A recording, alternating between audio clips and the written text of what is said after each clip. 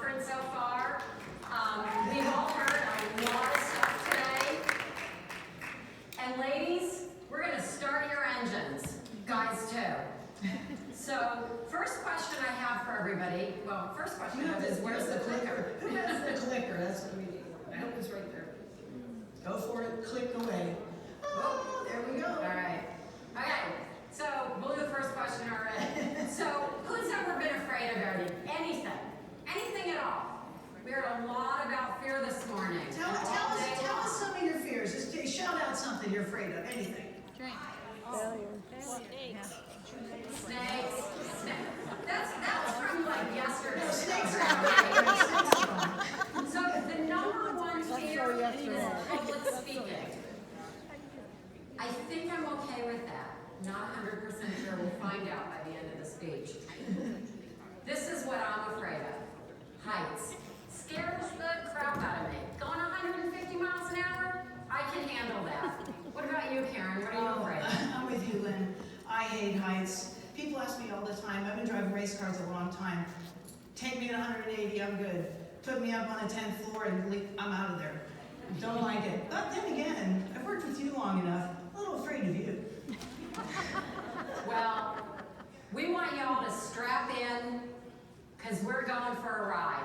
We're going to get you on track and teach you how to overcome some of those fears. Right, and this is one of our teammates. She just recently competed in the Indy 500. Her name is Pippa Mann. For those of you who don't know Pippa, Pippa's been a long-time IndyCar racer, has attempted, and this time she actually got in the race and she finished, believe me, a 16th position on the lead lap with an AJ Foyt engine and powertrain, and it was awesome.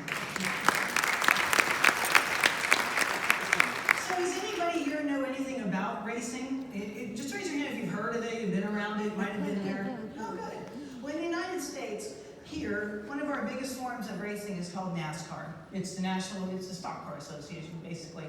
Well, in NASCAR, which has been around a long time, how many women do you think have competed at the top level of NASCAR since it's been founded? Just shout out numbers. How many women? 5. 1, 2, 5. Biggest number I heard was 7. Okay, how many? 15.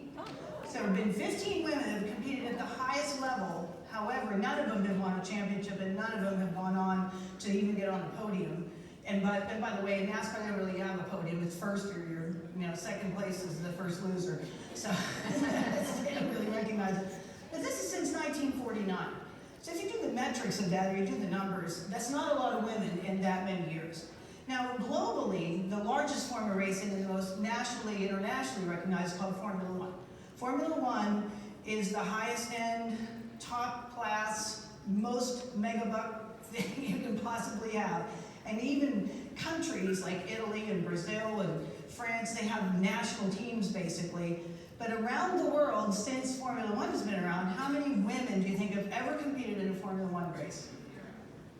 0? 1, 3. Well, actually, the number is 6. Wow. And that may seem high.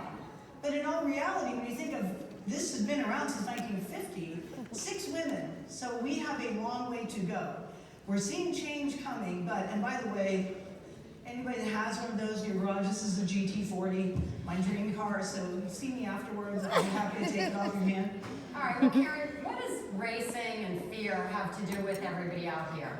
You know, we've been sitting out here in the audience all day long, and even yesterday, and we have just been connecting with each other as every person up here was speaking. Because truly, our fears and what we believe about ourselves really drives where we go with our career.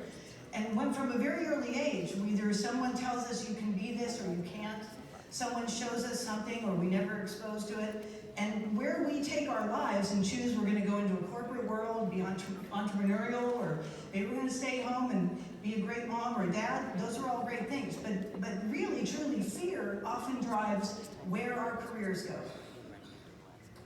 Well, sadly, we still live in a world where women only make 70% of what men make. And only 17% of women are in the automotive business. Only 5% of women run S&P 500 companies. It's actually 26%. But what do we do to overcome that? just what we're doing here. We gather together, we get our clarity, we understand what it is we want to do to overcome our fear. Karen and I went into motorsports. What better way to overcome your fear? Jump into a man's world and go full speed ahead. This is what we saw when we got into motorsports. Just a group of men, and most of them were really, really helpful to us. It's how we got to where we've gotten in our racing careers. And what we're trying to do with Shift Up Now is change the landscape. It's what you all are trying to do by being here, by being in the small groups when you go home, and it's working. Motorsports is changing, your worlds are changing, and we do this together, men and women together, it's gonna work. Right? However, most of the time, I love these. I'm gonna buy these and take them home. Okay, but most of the time, in all reality, Lynn and I are unicorns. You know, that mythical creature or those mythical creatures you hear about out there, but you never see them? We're race car drivers on a landscape where there's still very, very few. And honestly, oftentimes guys don't even know what to do with us. Matter of fact, when Lynn and I were, she lives in St. Augustine, and we were working on a car down in her neck of the woods, and we walked into an Advanced Auto Parts, and literally, we knew exactly what we wanted. So here's the two of us, and we're dirty, and grease on our face. We walk in, we're like, okay, look, we need Velcro seal this, and we need this size of a bearing, and do you have pilot bearings for this? And honest to God, the two people on the counter were like, and I said to Lynn, they've never seen two unicorns. The guys don't know what to do with us, but here is really what the landscape is starting to look like more often than not. There are more young women coming in. I know I'm sitting at a table back here with some young ladies who are in the industry and working their way in. I know a lot of you are at dealerships, you're technicians, and there's so many different places for women in this industry and in the sport. So this is part of what we're seeing. But oftentimes we're still by ourselves. So we become self-sufficient, which is also a unicorn thing. Ladies, be self-sufficient. Learn how to do everything yourself. It's really good. So people ask us, how do you get into racing? Well, it's the same thing. How do you get into the corporate world? First thing you have to do, put yourself in the driver's seat. And once you put yourself in the driver's seat, it means you're starting to have clarity. You're starting to understand what's important. When I started racing, I really had no idea what I was doing when I got behind the wheel. But I tried, and with each lap around the track, I got more confident. I knew why I was there. And with my confidence came a little bit of courage. Whether I was the only woman on the track trying to fix the car myself, or eventually when there were other women around me to help out with this, I was clear about why I was there, and I was confident that I was doing the right thing. And I thought it was pretty courageous too. Until, you know, racing can be dangerous. And for me, everything's great, and you prepare the greatest race cars, and I'm thankful for the safety industry, because for me, I really did have a horrific accident on track. It was nothing to do with driving, it was just sheerly an equipment failure. That's the thing about when you go into battle, you want to make sure you have the best equipment. Because you prepare, even on the street, you prepare for things that you can't even imagine. When you look on the nightly news and you see, oh my God, how did that car end up over there? Like, you want to make sure that you have the best equipment. For me, I was fortunate, I had the best equipment, but I was literally airlifted out. I had broken neck, broken bones, I was really done. And people thought for sure, like, she's never going to come back from that. Like, she's done. Like, she's literally done. But here's the truth of it. And it could be the same thing that happens to you devastatingly in a career where somebody bumps you out, they fire you. And you're like, go back, well, we can do this. We can do this one. But truly, what it is when you have, we talk about the word clarity, and I cannot emphasize this enough. If you are clear about what you are doing in your life, you will know why you're doing it. If you're in a job right now where you're like, oh, no, I like it anymore, I hate the people I'm working with, you don't have clarity about what you're doing, or you're in the wrong place for it, and you need to have the courage to go do something about it and move. But what we've learned from the great Niki Lauda, who's a Formula One champion, from success, we really learned very little. But from failure, that's where we learn and that's where we grow. That's both in our personal life and in our careers. And so what's happening is we really are changing the landscape. We're doing it on the racetrack, you're doing it in the boardroom, in the dealerships, in the service stations, every place you're going where men and women are working together, where you're embracing your clarity to understand why you're there. You're taking the confidence of trying again and again, and the courage to speak up and say, we can do this, and we can do this together. And so, we're in this for the drive of our lives. Whether we're just starting out at something, or we feel we've mastered it, we're forging ahead to get to the front of the pack. We are clear about what we're doing, we're confident, and we're courageous. Because we're gonna get to the front. We're gonna go with all of our pals around us and everybody that's supporting us and helping us. We're making our way to the front. We're winning our race. What race are you in? What race are you ready to win?